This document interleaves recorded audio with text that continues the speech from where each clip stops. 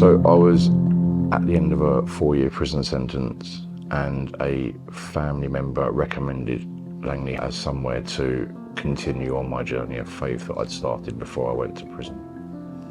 So yeah, I had an interview whilst I was in prison, and went from there, really.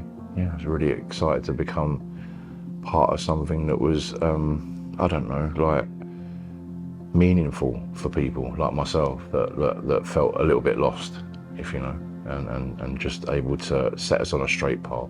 That's really what I appreciated.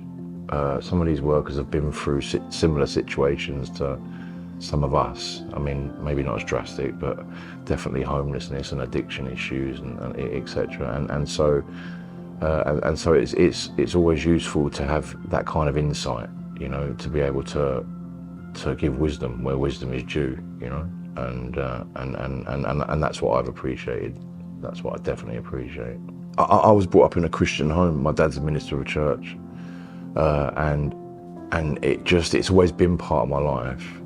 But for me, it became more prevalent in 2017. I was married, and certain things happened in my marriage, which led me back on a dark path of addiction, and somebody from Ulverston in Cumbria, a church leader there, emailed me. I can't even remember meeting this guy, and he said, listen, if you stay there any longer, there's not really going to be much of an outcome for you.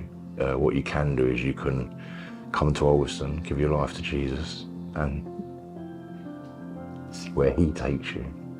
And from that day forward, I've tried to submit myself as much as I possibly can to the will of God, and I find the more I do it, the easier life becomes. The more my thought processes change. It becomes more about others than it becomes about me. That I become selfless. It's not I that lives now, is it? It's not I, it's Christ in me that lives, because now I'm doing things that I wouldn't do. Normally, I'm talking to people that I wouldn't care about. And God has a wonderful way of giving us love for people and compassion for people that we would never necessarily care about, you know. And so for me, it's peace of mind. You know, it's that peace of mind. You know, it's that cleanliness from drugs. It's that loving, warm hug when I've done something wrong and I know that I shouldn't have. And even though it's forgiveness, he's a good God. It's as simple as that, you know. And without him, I'm nothing, and I really know that.